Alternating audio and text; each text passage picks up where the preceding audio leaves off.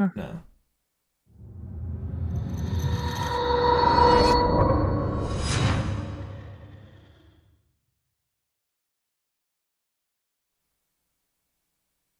All right. All right. What's going on, people? What's up, you dirty little whores? Wow. You know you have to wait at least 30 seconds to be able to say something like that. Oh well, we're here. We're here. All right, sir. So I know we want to kind of jump right into it today. Do we? Yeah, I know you got some things you want to say. Yeah, I can't believe that Bo Jackson has chronic hiccups. Yeah, that's kind of crazy, not gonna lie. Dude, we just talked about it a little bit. Seriously though, imagine logistics of living with hiccups every single day. Think about it. Think about how much hiccups suck for like 5 minutes. And Dude, I can't stand having it for 5 minutes. multiply that over the course of a year. Dude, it sucks. It's a miserable experience for about 5 minutes, let alone an entire year. Like, how long do you think you'd have to go of having hiccups straight before you went to see a doctor or something? Just a doctor, bro. I probably like 30 minutes. That's it? Okay, come on. Let's be a little more realistic. Okay. If I had it for like an hour, then I'd probably go see a doctor. If I had him for a year, dude's had it for a whole year. And he's just saying, you know what? Maybe something's wrong. Maybe something's wrong. Dude, maybe it's been on and off. I like, you wouldn't be able to sleep if you had hiccups like that. Okay, well, obviously, I doubt it's happening when he's asleep. I don't think that it's just he's just sitting there like he wouldn't be able to fall asleep. He would be like trying to like close his eyes and be like, imagine just walking in somebody's room. They're just like every 5 seconds, but they're asleep. Dude, don't. What you doing? Did you unplug your mic? Oh my god. Look at this guy. Hey y'all, could we get a little congratulations for Jacob Kelly on graduating college somehow? Somehow is a very good way of putting that. Me and Owlsy are very happy to get me out of FAU and into the real world. I don't have anywhere to put him. He can be. Yeah, he's in spot right here. He's gonna be here with me the entire stream. Hey, welcome to the stream, Alzy. Little homie. Final Four t-shirt too, rocking that. Nope, like complete coincidence too. Houston, that was fun till it wasn't. That was fun. Yeah, now you have the memes from Marcelo. Yeah, can the Dolphins cure my depression?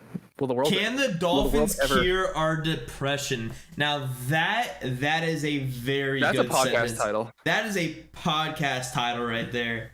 So with that, welcome to the source of it.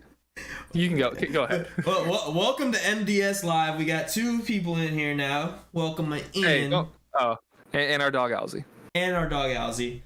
Appreciate you, Alzy. I got another stuffed animal in there somewhere. Somewhere over there. There's yonder. A lot of stuff in there. There might be a dead body in there. I don't know. Hey, so I already kind of told the people earlier today what I thought about the Chiefs. Donna's connection's dropping. I already told the people a little bit earlier about what I thought about the Dolphins Chiefs in Germany versus, allowing Tyreek to come back to Arrowhead for the first time. So what are your thoughts on that? I think it's a little bit of a letdown. I wish that he'd be going to Arrowhead. So as a football fan, it's a little bit of a letdown because that's that reunion that you like to see in sports. But as a Dolphins fan, it does make life a little easier. Arrowhead is, as they say, one of the hardest places to play in the entire league. So Dolphins fan perspective, cool. We don't have to go to Arrowhead. NFL fan, it kind of sucks. Yeah, it really does. And like the last time we played them, it was in Arrowhead. I believe the final score was 33-27. The Dolphins did try making a little bit of a comeback there at the end. That was down here. That wasn't down here. That was in Arrowhead. That was down here. I promise. It was? No, that was down here. How much you want to bet? Put money on it. I don't put money on it. Yeah. I'm pretty sure that was. He's a little puss cake. Oh, whatever. It was with Tua. Hey, welcome in, Hank. It was Tua. It was Tua that tried to make the It comeback. was Tua's second year. Yeah, it was Tua. It wasn't his second year. It was his rookie year. Wasn't it? No, it was his second year. Oh, yeah, it was his second year. Don't doubt me. Wait, no, then that was away. Because I was watched at home. I watched it away. I don't care. You just didn't go to the game. I was a season ticket holder. I went to every game. Actually, it may have been his first season. It may have been his first season. If it was his first season, it was because that was COVID year. Okay, yeah. So okay, it was, but it was still Miami. You should have put money on it. I was not gonna put money on that. I still owe you $20, by the way. Yeah. Yeah. But then, okay, so what about the Jets game? Welcome in, banana. Jets game. I mean, just go for Aaron Rodgers' kneecaps. That's all I gotta say. So I was out. My thoughts on it was it's the first ever Black Friday game, right? So they're just trying to take every day of the week at this point. They're gonna have games on Wednesday. Next thing you know. Dude, I hope not. It's already bad enough that they made it where you can have multiple Thursday night games. I mean, again, here's the same conversation. As a Dolphins fan, I hope it doesn't happen to the Dolphins where we have multiple Thursday night games. As a football fan, I think it's awesome because, more football, more entertainment. At the end of the day, this is entertainment. At the end of the day, this is fun. Like, I'm sorry that you might blow out your ACL because you had to play, 4 days on the jump. Like who knows how bad Tua's concussion would have been if it was on a Sunday rather than a Thursday. Gang, baby, gang. Oh my god. Hey, bro. He's word on the street is he's also practicing his gang signs because he doesn't want to get them wrong. He wants to make sure he's repping the right guy. Bro, do we even want to get into Tua talk this time? Word on the street is he's practicing his gang signs. Do we really? Word on the street. Do we really want to talk about Tua right now? Because I know we have differing opinions on him. I don't know. I don't care. I'll say what I say whenever. Well, hey, you know what? You were telling me something interesting about Christian Wilkins' contract situation. If you want to tell the people what you were thinking, that is kind of the title of the stream. Okay, so Christian Wilkins, obviously one of our best players, team captain, best player on defense last year without a doubt, probably top 3 player on the team in general last year. Love him, love his personality, love his game. That game against the Chargers was probably the best first quarter I've seen a Dolphins player play. Awesome player, without a doubt, would never question that. However, if you look at the contracts going around to these defensive tackles, Payne just got 23.5. Dude from the Giants got about the same amount of money. Dexter Lawrence got the same amount of money. And Christian Wilkins, I'd say, is better than both of those dudes. Christian Wilkins is going to get between $24 and $25 million. You have 2 other defensive tackles on the team. One has some injury issues. The other one is, reliable. That being Zach Sealer and Raekwon Davis. Would you rather?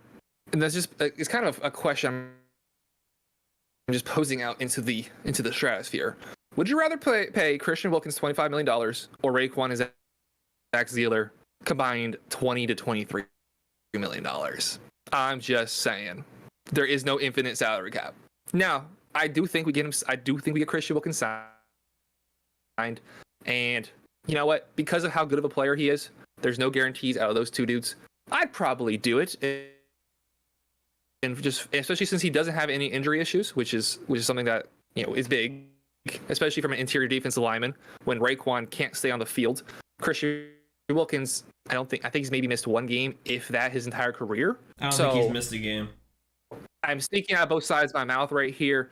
I would like to keep him, but if they decided to trade him, get some assets back, and invest in both Raekwon and Zach Sealer, I wouldn't be very mad. Haley would be pissed. Haley would be pissed Haley would that her favorite player got traded away. She'd be irate. Haley, by the way, is this man's girlfriend. He's the one that kept him away from us for the second day of the draft. Did she? Was it the second or third day? Second day of the draft. Second day. It was second day because that was Friday. Third day was Second Saturday. day. Yeah. Yeah. All right. So here's a question from Hank. She made me watch a horror movie too. I don't like horror movies. So all right. So here we go. Hank said he loves Fangio. Do I think Ronaldo Hill isn't being appreciated enough yet? I'm going to say, yeah, he's very underappreciated. Ronaldo Hill, Jacob, for my casual buddy here, is the defensive coordinator that we stole. I know who he is. The defensive coordinator that we stole I'm not from casual. the Chargers. I just don't bother to care about guys that don't make massive impacts on the team. Now, that's not to say he doesn't bring over some worth, and I think that is a huge acquisition to steal another team's defensive coordinator for a lesser position. So I definitely think he'll add value to this team, especially how donkey cheeks the defense was last year.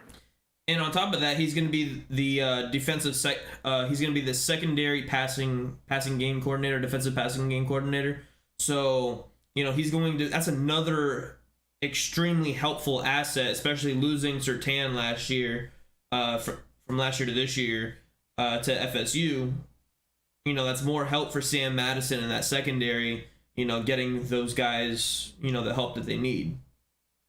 Hey, where's that dude that one of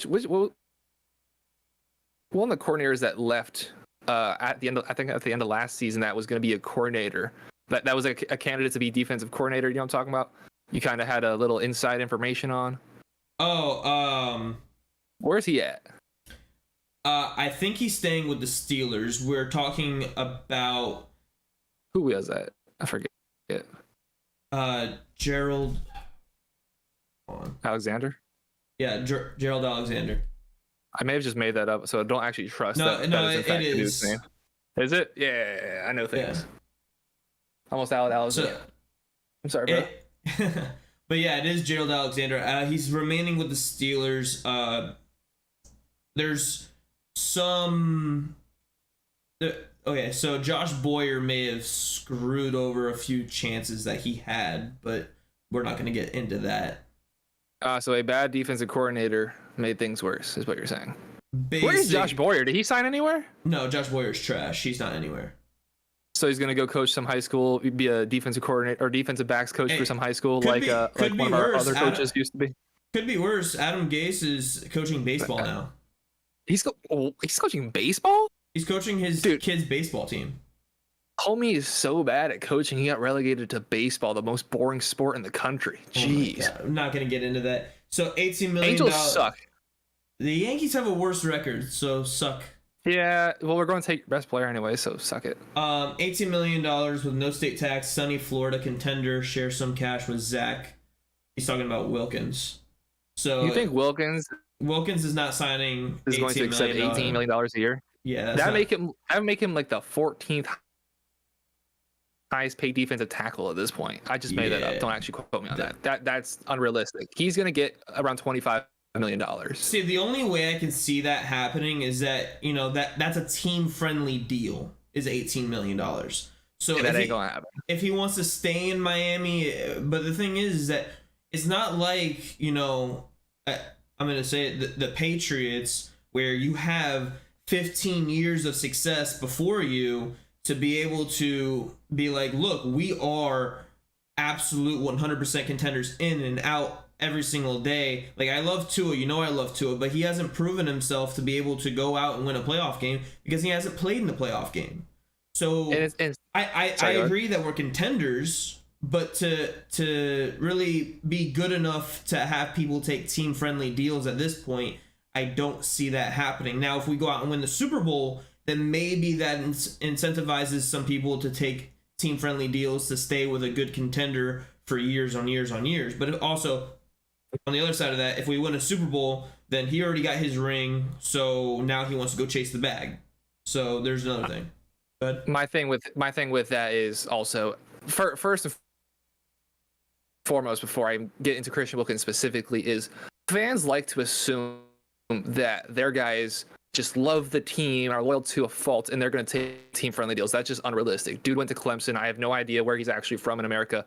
as far as I'm aware, he has zero reason to be loyal to the Dolphins other than he plays for the Dolphins. I believe that's literally it. I'm sure he loves it down here. He seems to be very happy, and I'm sure he wants to be a Dolphin. That's not any way of what I'm questioning, but he has zero loyalties to the Dolphins outside the fact that he plays for us and we're a good team.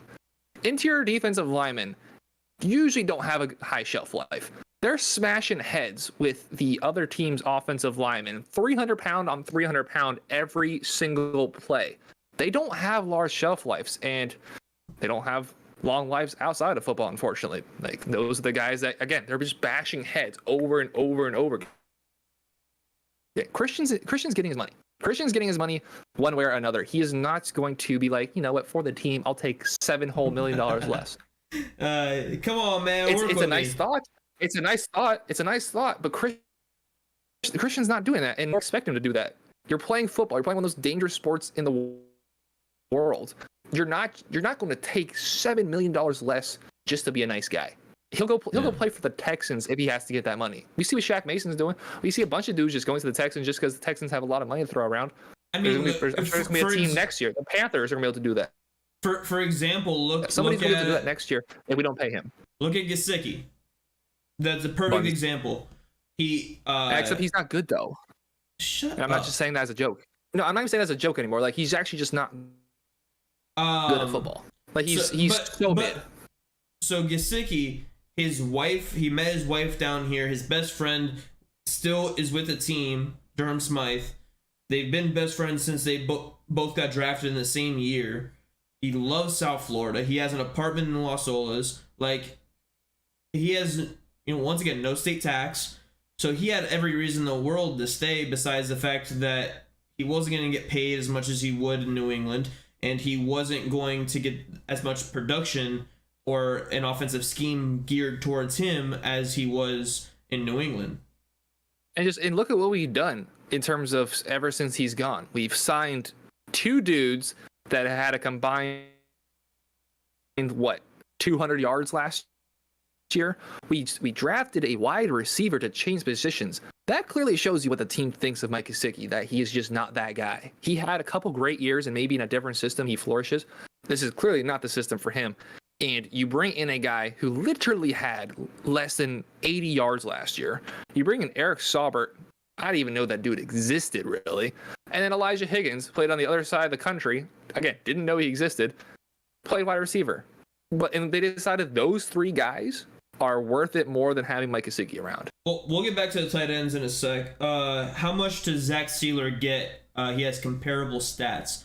Sealer's gonna get paid. I think he's gonna get somewhere around 15 to 18 million, and that brings back the statement before that Jacob said. Would you rather have Christian Wilkins for 25 million a year or have Zealer and Raekwon Davis for 25 million a year? So I think. Well, I think that's let me tell you what I actually money. think happens. Let me tell you what I actually think happens. I think we sign Wilkins. I think Zealer ends up walking. I think that's the most realistic thing. I think that's the most realistic thing too. I do think that we keep Raekwon Davis though. I mean, we saw what happened with Devon Godchow. He was he wasn't a top defensive tackle, and he wasn't really a fan favorite, but he was really, really solid. And then he needed to get paid, and we let him walk. He was probably a top 15 defensive tackle. And hold your horses. I was saying top 15. I said they're gonna say something ridiculous. I said he actually gotten better since he's been with the Patriots, but that's just. I was just ready for you to say like he was a top 5 defensive tackle last year. No. He's like fringe top 15, but he's gotten better with the Patriots. But once again, we let him walk because defensive tackles, like you said, short shelf life. There's always going to be solid, really good, big defensive tackles in the draft. I mean, look at this past draft. I mean, how many went, and that's the reason that all these tight ends ended up dropping as far as they did. So yeah, and the NFL is really shifting in terms of positions of worth. You look at some positions that in the past may have been worth a lot of money, being middle linebacker, being interior defensive lineman, even safety. A lot of teams are being very look at running backs. The Bengals just let 2 really good safeties walk, and there's a good chance to get back to the AFC Championship. defensive tackles, you kind of just need a big dude who doesn't get hurt that can move good enough. Because the running, and like you said with the running back, the running game isn't as important as it once was. You can just plug in a running back and he'll probably get you 800 yards, and that's fine. You can do that. You can still make the playoffs, potentially make the championship game. I'm surprised the Bengals haven't traded Joe Mixon. That might be a guy they still end up cutting because he isn't worth having around the team the amount of money he's getting paid. Yeah. Interior defensive lineman, you cannot be paying two dudes on the interior defensive line to combine $40 million. That just, you cannot have that, especially, I know we have a few years to this, but Javon Holland is a couple years away. Now, do you really want to be paying not only two interior defensive linemen, but also a safety a lot of money? I don't. I love Javon Holland. Javon Holland's Javon Holland's like private account, even though it's public, is like my favorite follow on Instagram. Oh, like, it's I absolutely love it. He is such a funny dude. What is his account on Instagram? I want to shout it out just in case any Dolphins fans don't follow it right now. Dude is absolutely hilarious. I want to say, it's not Jeff Holland, is it? No, that's his main. That's his main. Oh, Quick Draw Jev. Quick Draw Jev, yeah, bro, it's freaking hilarious. On Instagram. Okay, y'all can't really see that. Quick Draw Jeff. Follow on Instagram. Dude is hilarious. He's one of my favorite players on the team. He might honestly be my favorite player on the team in terms of how good he is and just a funny dude. Christian Wilkins, obviously great. Tyreek Hill's obviously great. Tua obviously stinks. He says that to troll, by the way. Javon Holland, mostly. Kind of, yeah. That's why I said kind of. About like 51% trolling. 51% trolling. Javon Holland, best follow on Instagram. But is he a position? This is just, we're really going all over the place right now. We have guys at positions on the team that are very valuable, but I'm not sure if they're worth committing money to when, let's say, Tua has a really good year this year. He's going to get $40 million. Pay your quarterback. Then you have Tyreek Hill, who you're already paying. You have Teron Armstead, who you're already paying. You have Bradley Chubb, who you're already paying. You have a lot of money allocated around the team. We already saw. No, he's not. Waddle's going into his third year. This was his third year, and then they pick up his fifth year option. We have 5. Yeah, no, we got some time with Colin.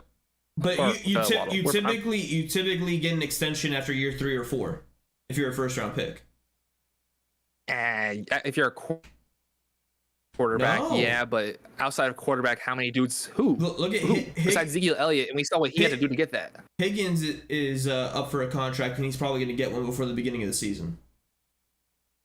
T. Higgins was drafted in the same draft as Tua in Burrow. No, I know. I don't think he gets a contract. But he was the 33rd, 34th pick. Oh, he's a second round pick. That's a little bit different. So they don't have that 5th year option with him.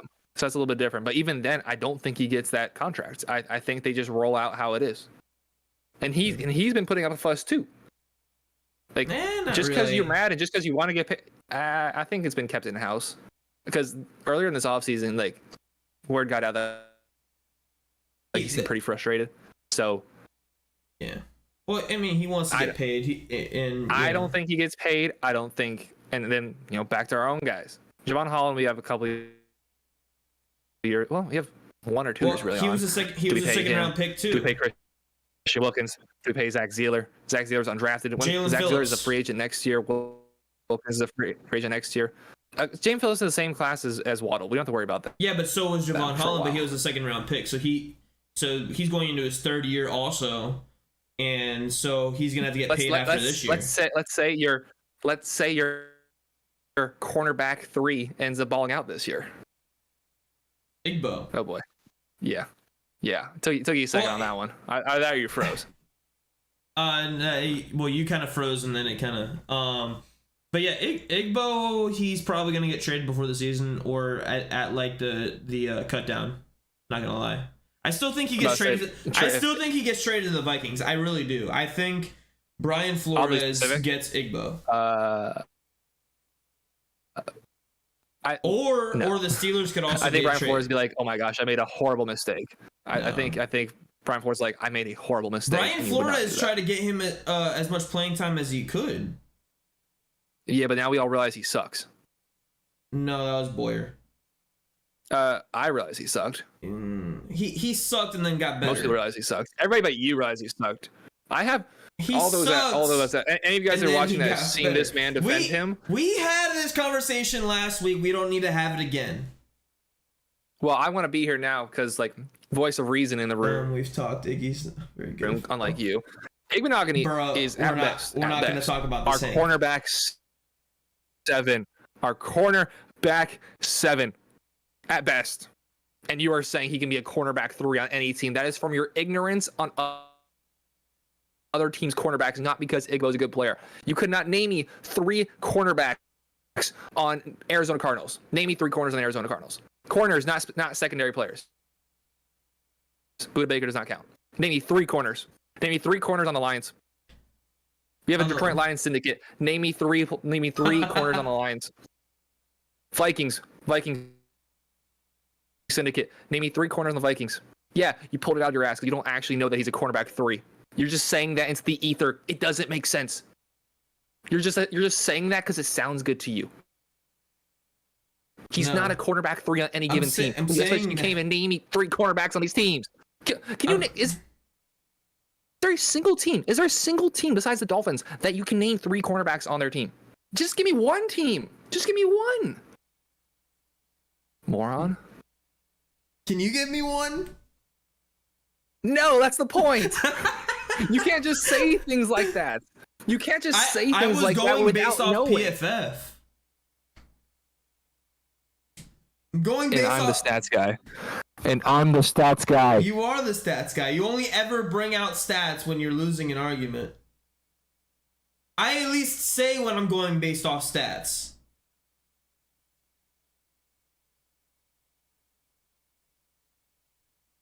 Hypocrisy. Yes, you are. You bring up stats more than I do. Much more than I do. That's a damn lie. Yeah, much more than I do. I'm for the vibes guy. That's me. For the vibes of I'm a tape watcher. I'm a vibes. Okay. I watched just about every single snap of the Dolphins last year. As you know, we were there for literally half of them. Well, there's a 17th game now, so not literally half of them. Otherwise, we were there for basically half. Yeah. We were there for 45%, 48%, whatever the number is. The away games, I watch, unless I was driving, I watched every single snap. Igbo sucks. Bro, if you were watching every single snap last year and you said Igbo sucked last year, then you were not watching. Wait. What was the conversation we had at Ale House? I would like to see the advanced stats on the time on the field of players that Igbo guarded, and you cannot deny that. That is a fact that you cannot deny. I told you I don't know, so I can't confirm nor deny. But you laughed and your face turned red. You knew I was right. Igbo got onto the field in times where he was not needed to make a big stop. And you just pulled that out of your ass. You pulled that out of your ass. You pulled that out of your ass. You don't know that for sure. He probably played 10 minutes. He probably played 10 minutes in the first quarter all year. Bro, that's year. That's because he didn't. The only game he started was the Steelers game. Every other game he came in due to injuries. Because Boyer is a moron. That's why. Can we get off Igbo? I already had this conversation last week. No, because okay. So you're an absolute bonehead. I can't believe Foster Moreau just signed with the New Orleans Saints, another tight end that honestly Foster Moreau, he's the one that had cancer. Apparently now he's cleared to play for this season and expects to play. So New Orleans signed him, but I felt like we missed out on that because he just signed a 3-year, $12 million deal. The dude can block very well, and he's a pretty decent pass catcher. So 3-year deal, $12 million. That's only $4 million a year. I felt like that was a very team friendly contract that he signed with the Saints. Yeah, but he's also not that good. Like, we've seen him, and obviously, like, he got cancer, so obviously I'm happy for him that he's able to overcome that and then come back to playing football.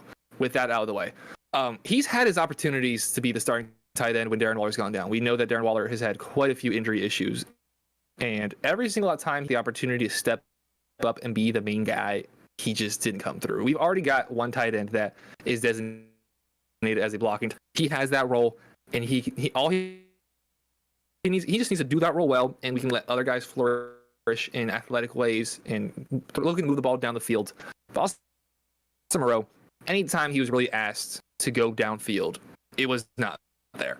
Every time I picked that guy up in fantasy football, never started, but anytime I picked him up in fantasy football, I saw him on the bench. I just saw that 4.3, 2.6. Like, this guy's doing nothing. But every time, it wasn't a big deal for me. Every single time he was on waivers, he would go 15.4, 16.7. You know, he would have those. But also, Derek Carr sucks, so there's that. Yeah, there's a solid chance he had more yards last year than Mike Gesicki. There is a very solid chance of that. There's a very solid chance, and Google is going to. But Gesicki had more touchdowns. I know that for a fact. How on earth do you spell Moreau? Hopefully, that's how you spell it. I did not. When I sent it to you, I did not type it in right. It has an A in it somewhere. I typed it Moreau. I think that's right. If that's correct, I'm a top G for that. You're a top G because I believe that's right. And I misspelled stats. If that's not, I forgot. I didn't misspell it. I missed the A button when I was going to type it. Okay. Do you know off the top of your head how many yards Mike Gesicki had last year? No, but I believe it was somewhere in the 350s. Foster Moreau. Let me guess. He had 560. Actually, it's a very important number. Come on, focus. It's a very important number to you. It's a 420. Very important number to you. That's how many yards Foster Moreau. Yeah, it's your birthday. Foster Moreau had 420 yards. Michael Gesicki, Balding Gesicki had 356 yards. Sorry. Apologies. I forgot 6 yards. He had 362 yards. That sucks. He doesn't suck. Sucks. Okay. I guarantee you that our top tight end this year also only gets 300 and something yards. And guess what? He's being paid $1 million. He's allowed to suck for $1 million. Okay. Well, McDaniel, I did it. I will say I expected more from McDaniel. Given this offense performed really, really well, but I was expecting, you have a weapon in Mike Gesicki that you can utilize, and he didn't utilize him because, he didn't have to, because Waddle and Hill were always open. So it's really hard to be like, okay, we have all this. I'd rather get it in Hill or Waddle's hands because those are two of the top playmakers in the NFL. Yeah, Gesicki's a good playmaker, but he's obviously not as good as them. So why would, meanwhile Gesicki's open. If Gesicki and Waddle are open, who am I throwing it to? Like, that's a no-brainer. But when it comes time to go in the red zone, there's a reason that they threw it to Gesicki more than they threw it to Hill. Well, yeah, because bigger bodies thrive better in the red zone than Tyreek Hill does. Obviously, that's why Tyreek Hill actually struggled with touchdowns most of the year, because we were just moving we weren't moving like really over the top, but we were getting 20 yards, 17 yards, 23 yards, and we keep getting into the red zone, and we had a pretty good red zone rate if I remember correctly. We did. But that's why Tyreek Hill struggled with touchdowns, because we'd get to the 15-yard line, and then when the field shrunk, mini dudes don't thrive. But I want to throw out that I think I should go deeper into this. Make the Mike Gesicki as a good player is a myth that I don't know where it started. I mean, he's had his big games, but there's been a bunch of players that have big games. Just throw out a number. What do you think his best season receiving yards wise was? What was Mike Gesicki's best year? It was 2020 or was it 2019 or 2020 with Fitz? Give me a number and then we'll discuss. It was a little over 700 yards. The rest of that. Yeah, it was 780 yards in 2021. That's his best receiving number. I just think Gesicki isn't a dog that doesn't fly with Embry. Embry is our tight ends coach. Yeah, Embry's our tight ends coach. I just think it's complete myth that people have bought onto because he's made these cool one-handed catches because he's big. Has he broken a tackle yet in his career? One tackle besides dragging a guy 3 yards. Oh. Hey, he goes for a hurdle and then he gets 3 inches off. Yards after contact is very important too, sir. Yards after contact, I'm sure, were horrible because he can't for a tight end break a tackle. If you haven't broke a tackle, how would your yards after contact be high? I would because you're actually like to tackle on the ground. Like I say, he stings. I mean, I want it. Look, okay. I've said a lot. I've been very aggressive. I've said a lot of things already. I want everybody wearing aqua and white to succeed. Everybody. I don't care if it's Ben Roethlisberger playing left tackle. All right. I hope he succeeds. Everybody with a boring-looking dolphin on their helmet, I hope succeeds on the team. I'm just a little aware that there's quite a few dudes that aren't going to succeed enough that I think the fan base has just fallen in love with a little too much. I was on it with Devontae Parker, Mike Gesicki. That's not necessarily how I feel about Christian Wilkins. Where I feel about Christian Wilkins is just the money we're going to have to pay him at the position he plays. Mike Gesicki and Devontae Parker are just not good football players. It's just as simple as. So as you can see on your screen, this is Eric Saubert, our new tight end number 2. I can't see that. If you look at stream, you will. And he does have really like super long arms. Like if he stands up straight, his arms almost touch his knees. Like that's crazy. Yeah, I just want an athletic dude that can go and find the ball.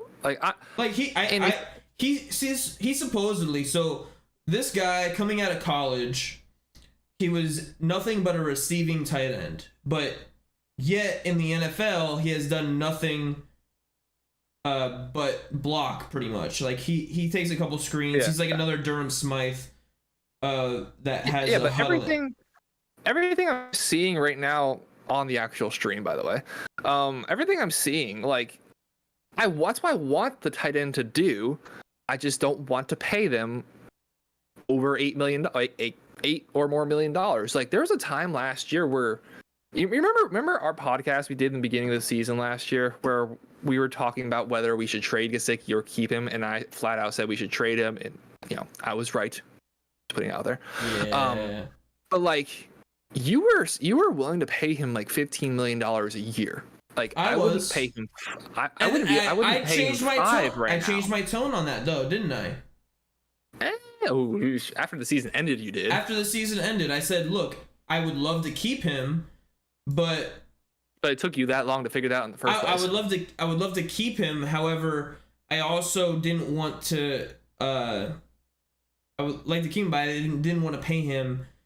For his lack of production. Now, I wanted to pay him somewhere around $8 million a year, which is what he got, by the way. I wouldn't have paid him that. I wouldn't have paid him more than $5. So the funny thing is that before the season, you're like, I would give him $8 million, and then after the season, you're like $5. Yeah, and $5's like upper tier. Do you remember? It was like week 14. I sent you a blind screenshot cutting out the name. Just gave you the stats and numbers. I said, how much would you pay this guy? Do you remember what name you said? Or not name. Do you remember what number you said? So like 9 million. Remember the number? Say that one more time, you glitched. 9 million. No. Through week 14, Buddy had barely 300 yards. You would not have paid that guy $9 million. You said $3.5 million. $3.5 to $5 million is what I would pay Mike Gesicki. Well, he also didn't get he had 2 touchdowns at the time. He ended up getting 6 total. So he did a lot more in the second half of the season. I'm not paying. I would pay $8 million for 6 touchdowns. $9 million to 3. I would pay for 300 yards. For 360 yards. 6 touchdowns. Okay. What else is he doing? Like I could catch a touchdown in the NFL. If you line us up on the goal line, I could do a little out route. I'm 6'6". Just throw me the ball up in the air. I might catch it. I could get one. In a 17 game season, I could get at least 1 or 2 touchdowns in the NFL. Dude. I'm 6'6", 250 pounds. I can get a touchdown. You could get a touchdown. You would trip over the goal line, but you'd still probably get in the end zone somehow. Like Gesicki having 350 yards and 6 touchdowns. No, I would not pay that $9 million. Again, I would pay that maybe $5 million. The more I say it out loud, the less I want to pay him.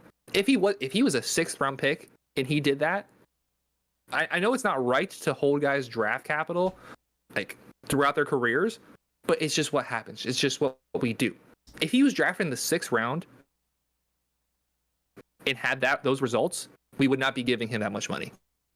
He was a 2nd round pick, so we think of him better than he actually is. We're hopeful as fans that he turns out into a 2nd round pick worthy pick, but he just never has. I'm not paying that $9 million. I would still pay him $9 million. And I honestly think that it's... You're insane. Why? What? Dude, you guys have a salary cap, right? If this is baseball, yeah, pay him $9 million. I don't care. There's a salary cap. We have a lot of good players on our team.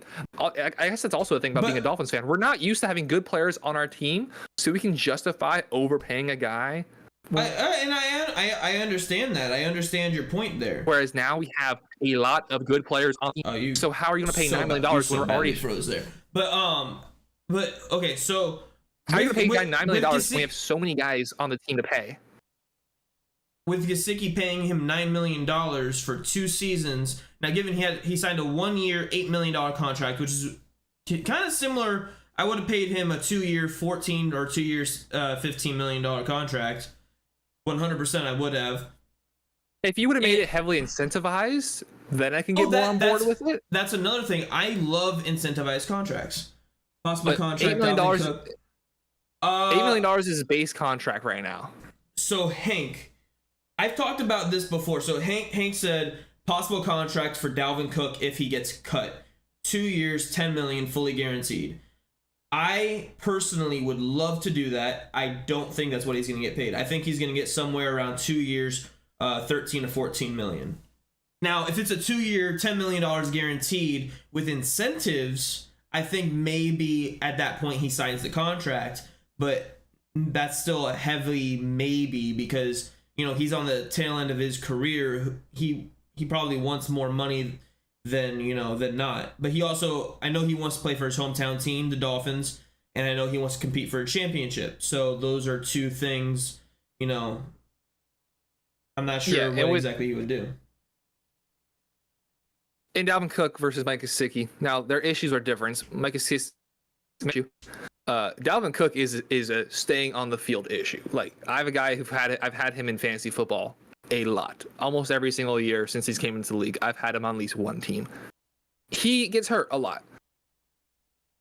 2 years, $14 million, even if it is fully guaranteed, I think I'd be willing to take that risk.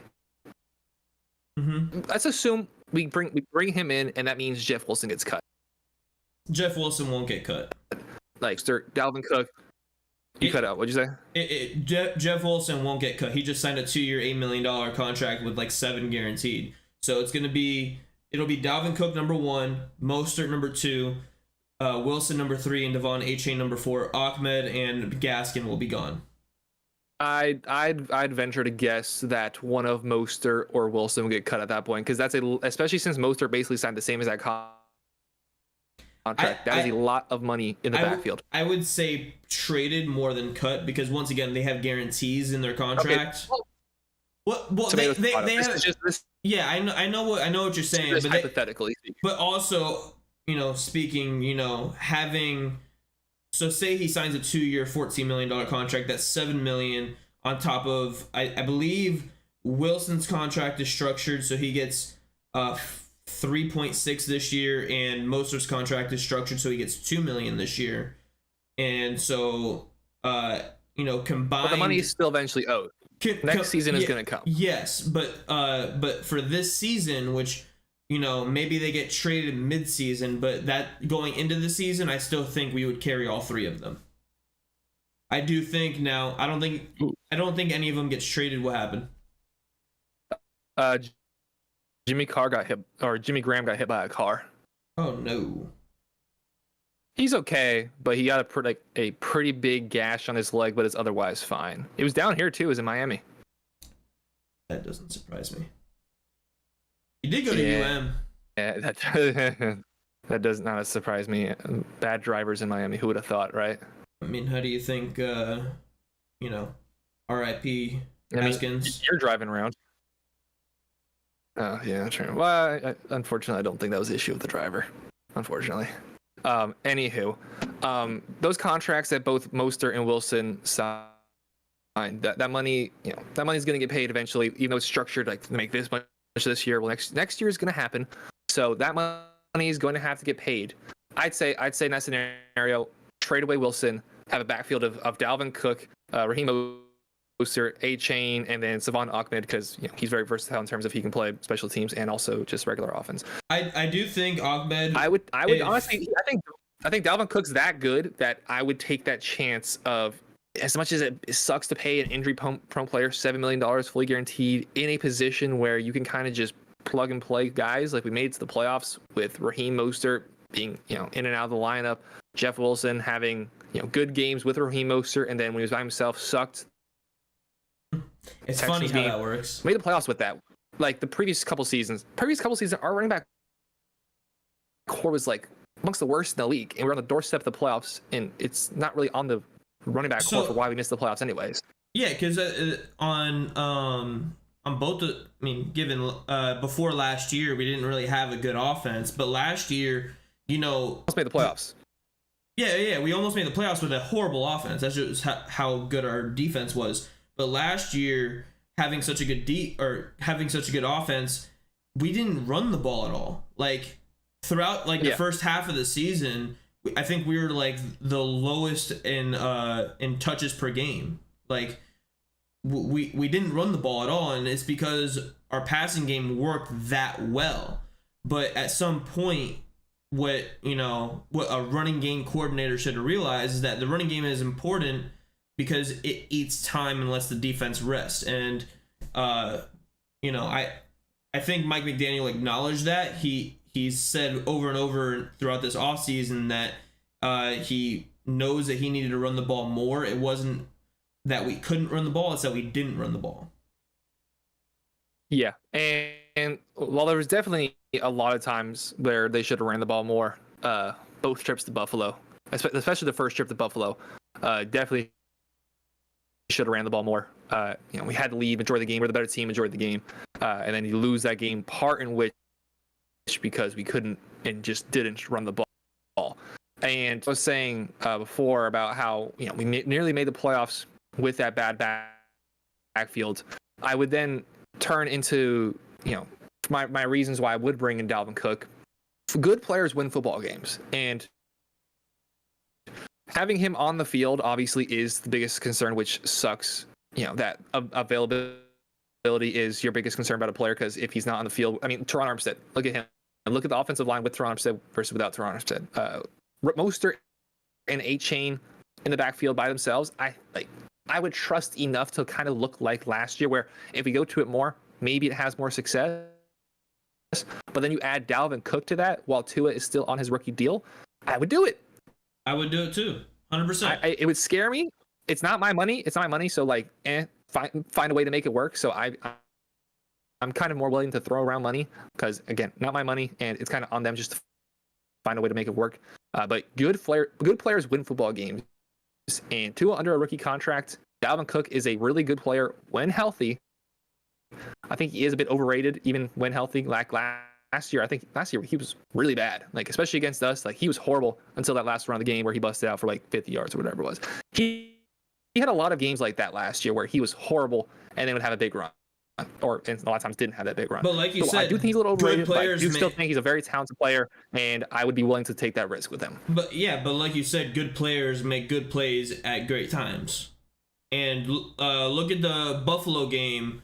I didn't say that, but we'll go with it.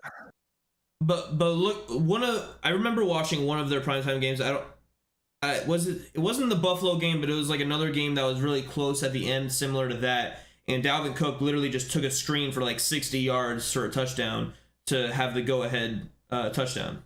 Yeah, he's a talented player.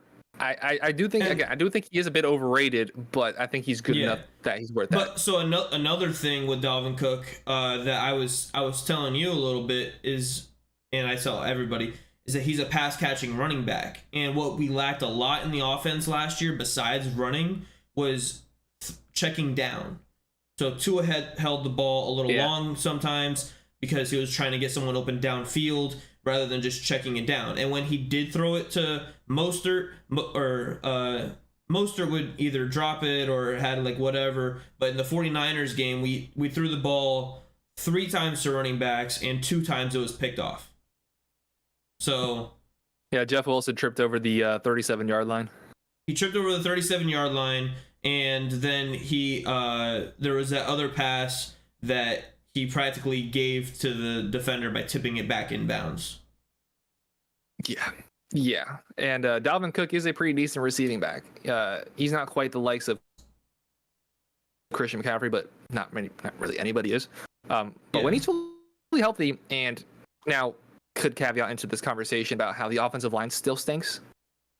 So how effective would he be behind a bottom 20 offensive line?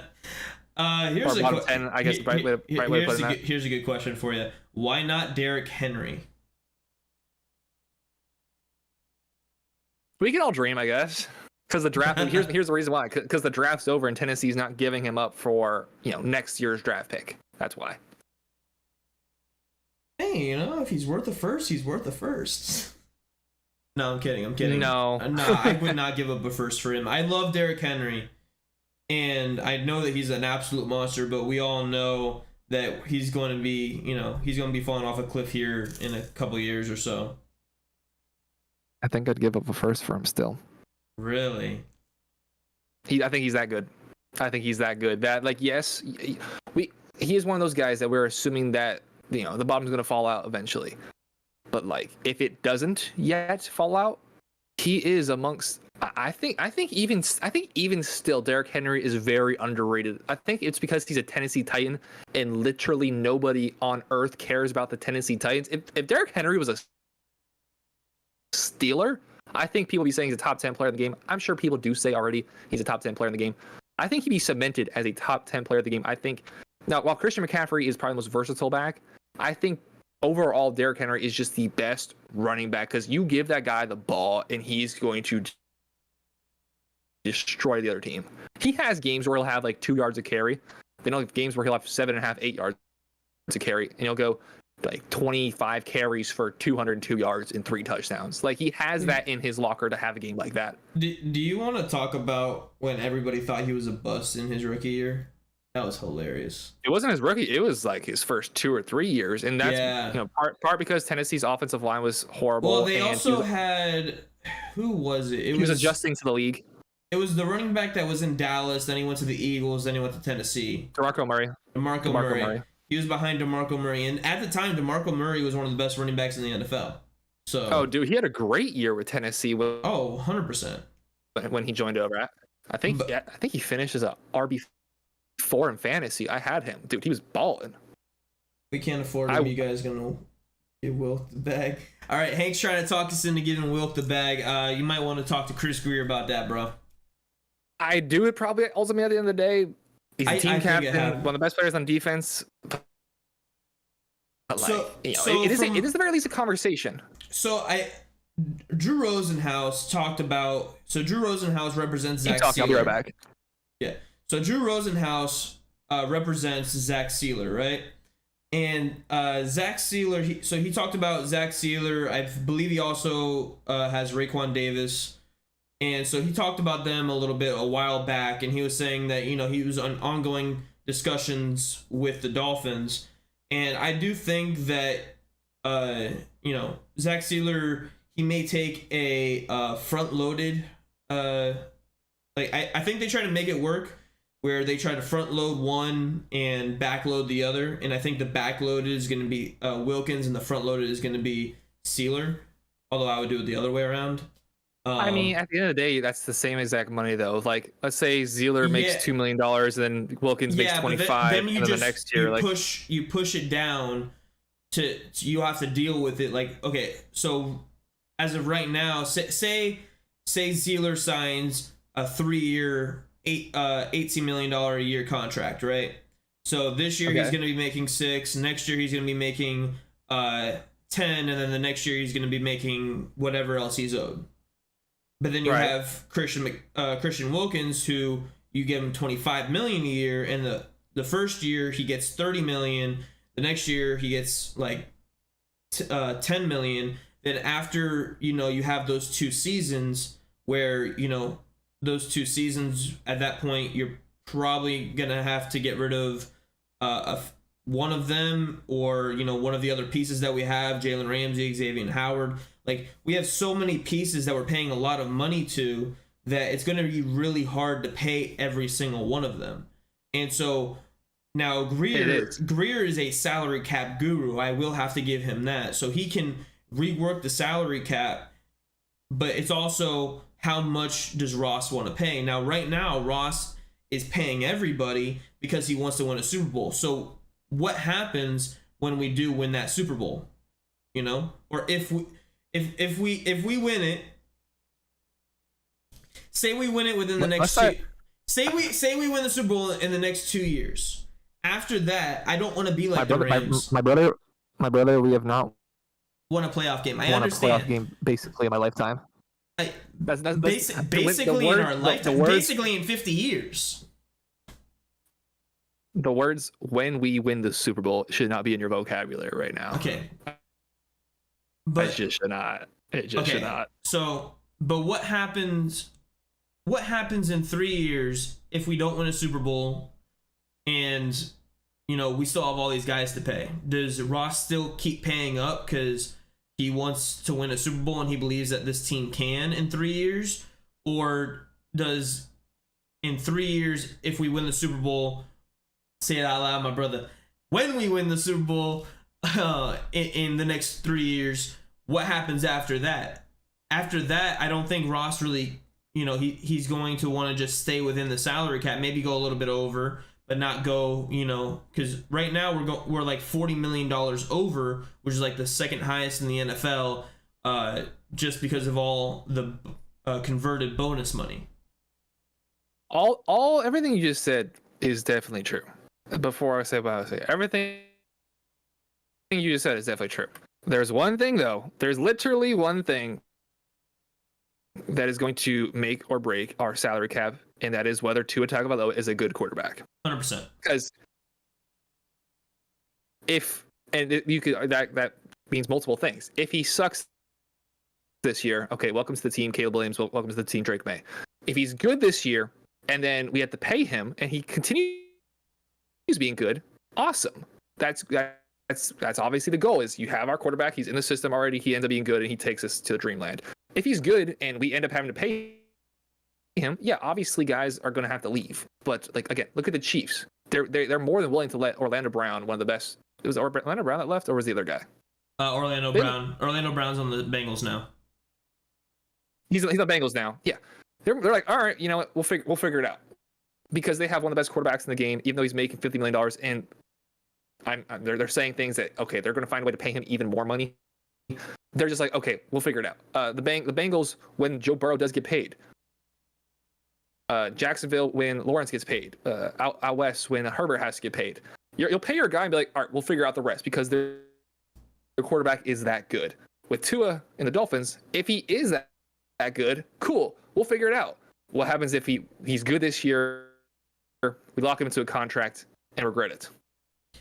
But here's also the flip side of it. I think that, so say he comes in and he's as good, if not a little bit better, and plays all 17 games this year, I think that they go out and they give him a heavily incentivized contract. Now, I'm talking about heavily incentivized, like worth up to $54 million a year, but it starts out at like 45, 40 to 45. No, because look, all these guys are getting these big contracts. So if he goes out and puts up numbers like he did last year on a per game basis and plays all 17 games, those are better numbers than Herbert, better numbers than Joe Burrow, better numbers than Josh Allen, better numbers than Jalen Hurts. And all those guys Herbert and Burrow are just about to get paid. Hurts just got paid.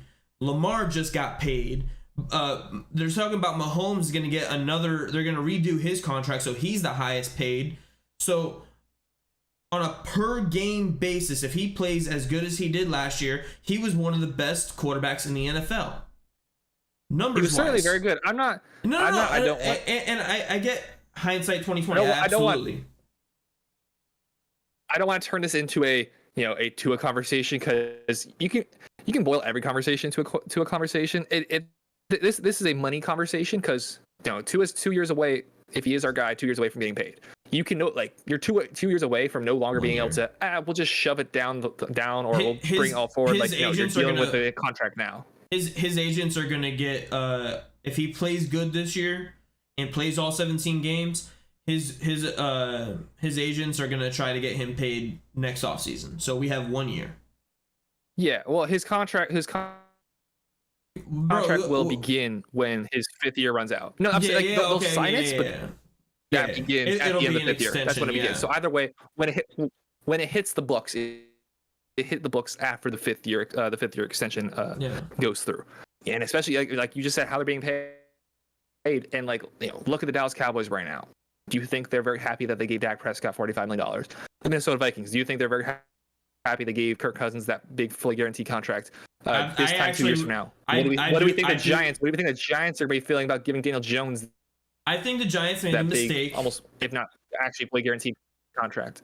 I think the Daniel Jones signing was a mistake. I know the Dak Prescott signing was a mistake. I do think that the Vikings were actually pretty happy with what they paid Kirk Cousins, because if they weren't happy with what they did, are they right now though? Absolutely, they are. Absolutely. Why? They won their division last year. They still have one of the best teams in the league. They're still a top 10 team. And do you think they're going to win a playoff game next year? I don't. I think they're going to do the same exact thing they did this year. Actually, no. I think it's going to get worse this year, because the Lions got better. Of one-score games they won. The amount of one-score games they won, they were like 12-1 or something stupid in like one score.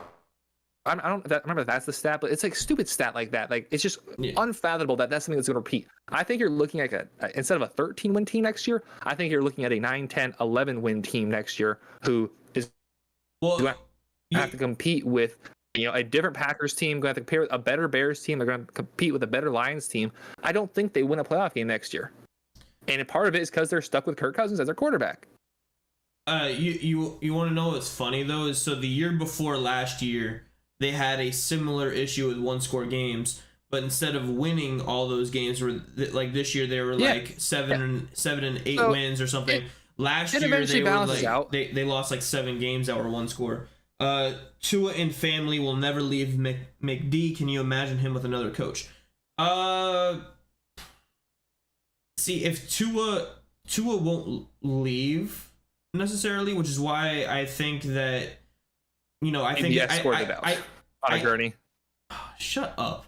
I do think that if he plays good this season, that his agents are going to push for a big contract. But I think once again, for him, I think he'd be willing to sign a $40 to $45 million a year contract worth up to $53-54 million in incentives, such as like passing yards or leaders or QBR or whatever.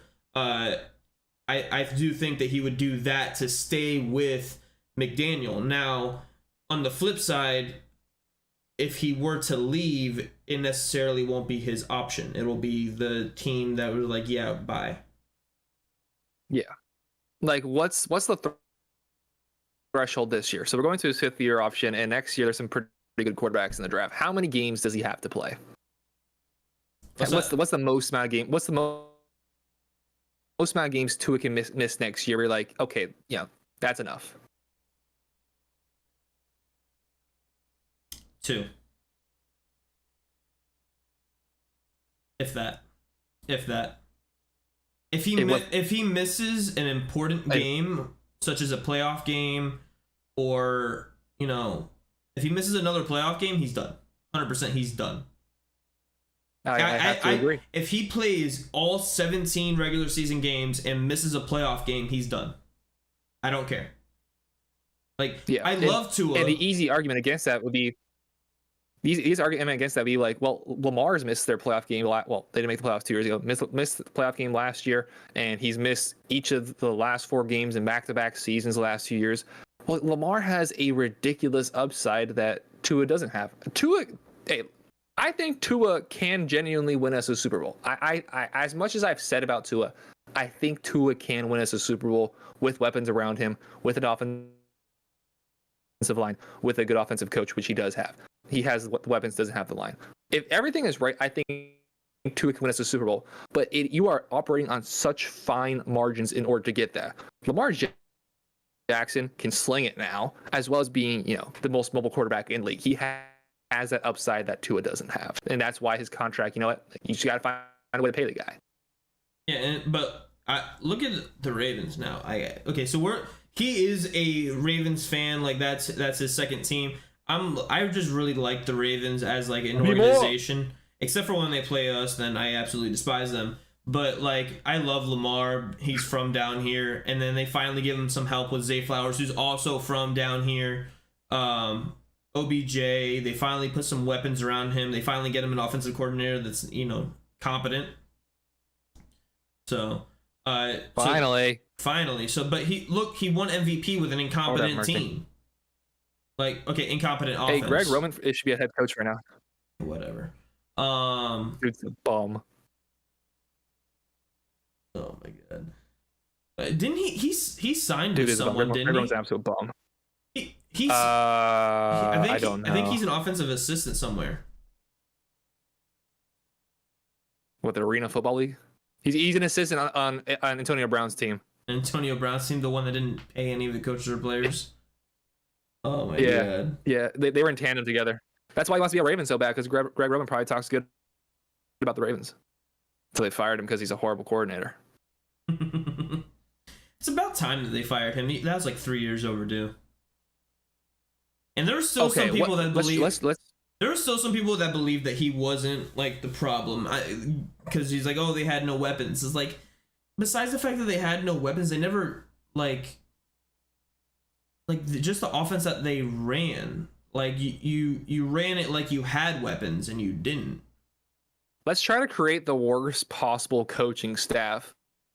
Oh boy! And by coaching staff, I'm not trying to get into safeties coaches. Head coach, offensive coordinator, defensive coordinator, either actively coaching or we're fired at the end of last year. So we'll allow to keep them in the mix. Head coach, offensive coordinator, defensive coordinator. What is the worst possible combination you create? All right, so, I don't know if there's a worse option you can pick than Greg Roman, though. Really? What about? I don't know if there's a worse option. What about Matt Canada? Ooh, that's a conversation to be had. So Matt Canada, head coach. Dude, Steelers Ravens games have sucked for too long. Okay. Those abysmal I have a GM. GM Bill O'Brien. I was going to say we're not including that, but I'll take it. Screw it. Bill O'Brien GM. He's a coordinator now though. It's been a long time since he's been a GM. It's been like 3 years. Okay, so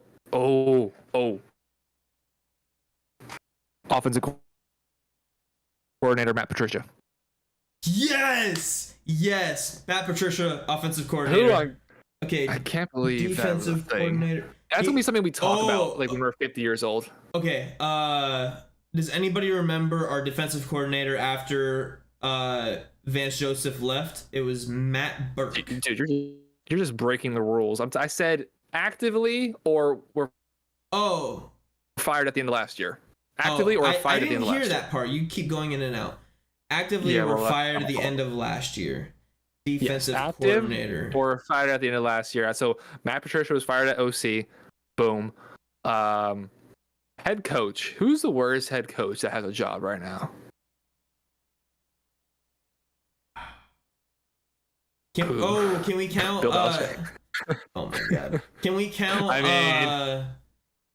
Can we count interim coaches? Who is it? Jeff Saturday. No, that's not fair. That's not fair. He had zero coaching experience before he was given the job. That's not fair. Oof. I'm trying to. Okay, fired at the end of last year, Urban Meyer. I'm trying to think about who's a. No, that was 2 years ago. I'm not counting it. No, that was.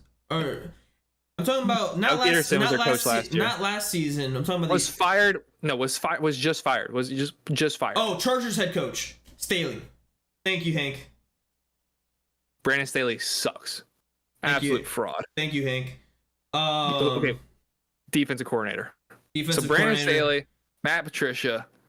I'm trying to think if there was a worse defensive coordinator than Josh Boyer last year. I might just say Josh Boyer just to go with the memes. It has to be. I think it Like, has to be probably Josh Boyer. is. So I was thinking. Okay, what about the Bears? Who's the Chargers defensive coordinator? Whoever the oh wait, we just got the Chargers. We just hired the Chargers defensive coordinator, bro. I'm completely reconsidering whether that was a good hire or not. Oh god. I'm 100% reconsidering whether that was a good hire. Oh Lord have mercy. He's their defense was horrible. Like their defense was really. I know they were beat up. Like Staley called the plays though.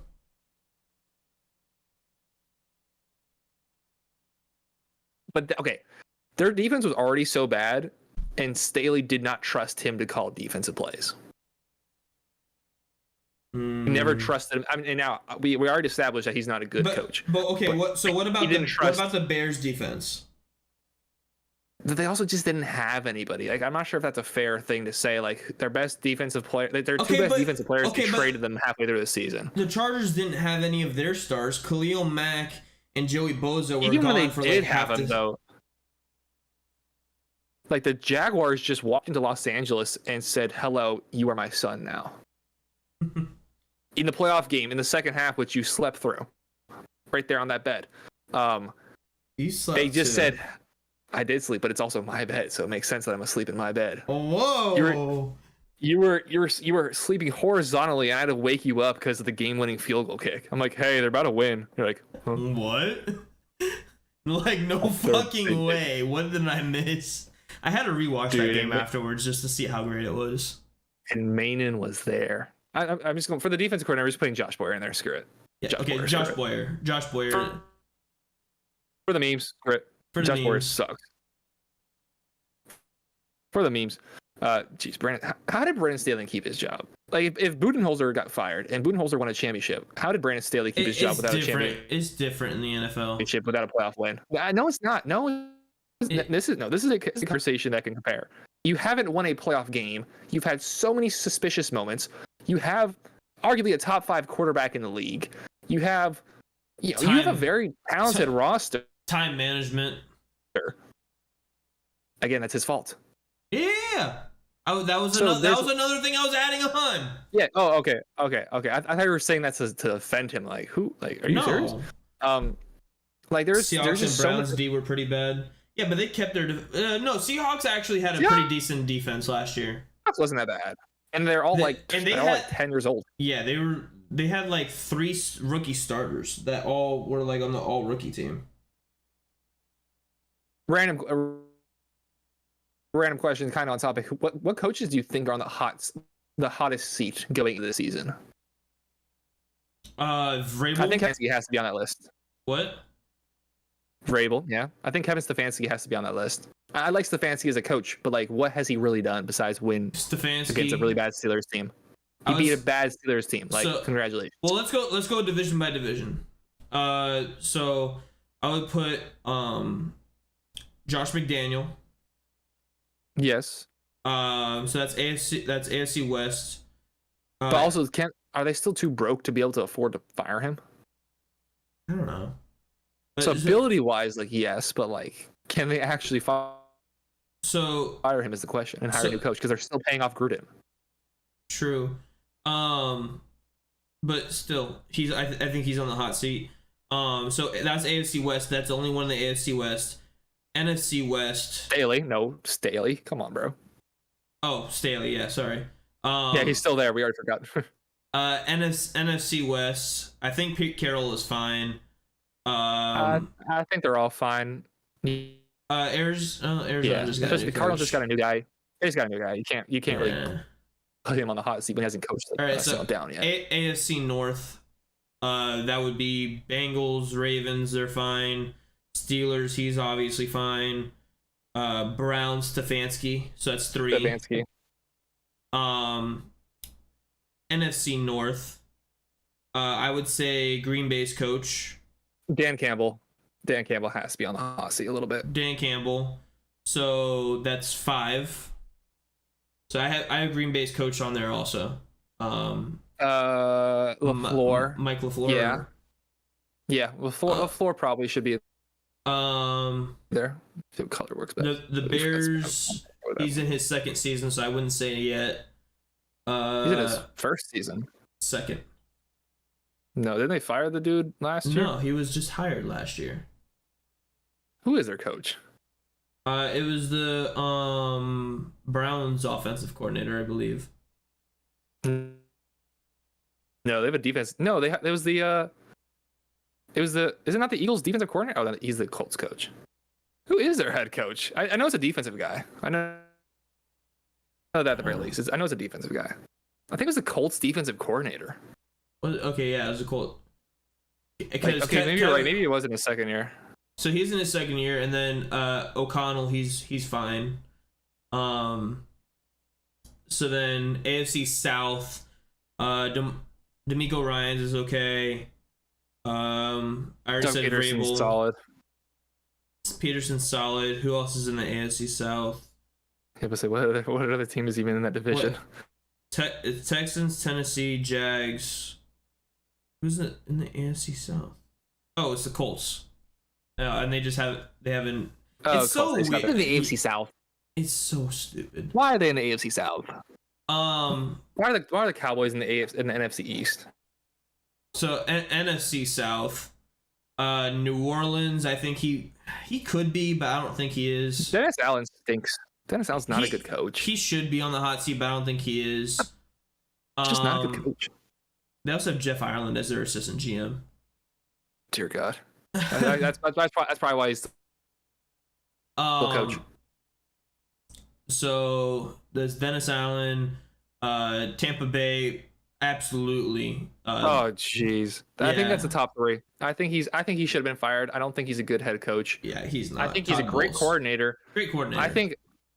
I think it was so soft by the Buccaneers last year to not go out and try to get Doug Peterson or actually a good head coach. I think that was just so incredibly soft and weak of them. Be like, oh, we'll just move this this la-di-da head coach who's, he's not an X's and O's guy. He's very much he's very much a vibes guy. He's gonna get an upper office spot. Yeah, right. And you're gonna have Tom Brady's last year be head coached by Todd Bowles. Tom Brady's, that's gonna be a trivia question one day. Who is the head coach of Tom Brady's last season? Todd Bowles. Dude sucks as a coach. I defended him when he was the Jets coach. I was like, you know what? He's not really given a fair hand right now. But then I was like, oh wait, no, he sucks. No, he sucks. I defended Adam Gase until he was the Jets head coach, and then when I saw, I was like, oh yeah, never mind, I was wrong. I don't think I really defended him ever. I did, because he never had a full season with Tannehill, so I just defended him. Tannehill wasn't that good in the first place. Anyways, we're not getting into that. So that's NFC South. AFC East, I don't think there's anybody on the hot seat. You said AFC East? AFC East, unless you count Saleh. No, for sure, Robert Saleh. Yeah, for sure. Okay. Robert Saleh. I mean, again, I wasn't going to count him. What has he done? I'd count him. He didn't draft Zach Wilson, did he? He did. That was his first. He did? That was his first year. Oh, well then, yeah, for sure him. Yeah, he's for sure on the hot seat. He's going into his 3rd year as a coach.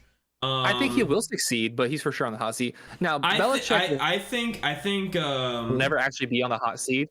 Belichick will never be on the hot seat, but like, dude needs to pack. Yeah, it up. Like old man's lost it. I do think that the Bills head coach should be on the hot seat. I think that's a little far fetched. He lost both. He lost both his coordinators in the past 2 years. He lost it. Brian Dable last year, and he just lost Leslie Frazier this year. So if he can't do anything and this team doesn't advance in the playoffs more than one game, they haven't made it past the divisional round in God knows how long. Sean McDermott's a top 10 head coach for sure. You don't just fire that. You don't just fire it. We've seen it done. Like if you can't get to the next level, I don't care if you've seen it done. We've seen it done though. Like now, the thing I would say is he's a defensive coach, so he probably has a shorter leash in the first place than an offensive coach would. That's what I'm saying. He's too good of a coach. It's just because it's been done doesn't mean it's a good idea. Like I'm sure there's a lot of teams that have fired good coaches and ended up regretting it because it's just like quarterbacks. It's very difficult to find a good head coach. I mean, how many good coaches have the Dolphins had in our entire lives? Like I wasn't on board with the Brian Flores firing, but we got very fortunate to fall onto Mike McDaniel. Yeah. There's a really good chance we could have fired Flores and right now been sitting here and instead of this conversation, we could have been like, dang, why did we fire Brian Flores? But we got lucky. We got Mike McDaniel. How often does that happen? How often do you go from, now this is obviously not the case with the Dolphins, but how often do you go from Brett Favre to Aaron Rodgers? How often do you go from Joe Montana to Steve Young? It doesn't happen. It doesn't happen with quarterbacks. It doesn't happen with coaches. So if you have a top 10 coach, especially one who keeps winning the division, who keeps making the playoffs, you kind of just keep trying to find a way to make it work. As long as he's winning, every single year he's winning at least a playoff game, and you can see that this team is very good. And anyways, this team is very good and could win a Super Bowl. I think you kind of just have to keep seeing, damn, bro, there's like no water in here. How's it splashing everywhere? You kind of just have to see it out. Yeah, I'm not gonna argue. I'm not gonna argue too much there. Now NFC East, I do think Mike McCarthy should be on the hot seat. Yeah. Brian Dable's fine. Obviously, Eagles coach is fine. And Rod Rivera's on the hot seat. Oh, he's really on the hot seat. Remember, they're gonna have a new owner too, so they might want to just clean house. I think he's just outlasted how long he should. Like, he's a dude you root for, and he's just one of those guys that, like, in the early 2000s, I'm sure would have been a great coach, but like, he's kind of overstayed his welcome. Yeah. So let's round it out into a top three. I think Staley has to be in the top three for sure. Like they're too good of a team. Staley, Bowles, and Ron Rivera are my top three. That's not a bad top three in any sense. I think Staley's definitely the hottest though. Like I think he's gonna have the shortest leash. I don't think because he has the best team. I think because of how good the Chargers are, it would have to be monumental for him to be fired mid-season. I think when you have a really good team, like you just find a way to play it out with what you got and see if something happens. You're not going to find, especially in-house. They've proved well. Actually, they do have.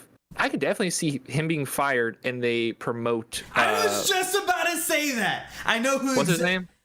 He was the Cowboys coordinator. Yeah, that guy. I was just about to say that. I was trying to interrupt you just to say it. That ugly white dude, whatever his name is. What is it? Kellen Moore. Kellen Moore. Dude's so ugly. I was just about to tell you that too. I was like, watch them fire him just to promote Kellen Moore.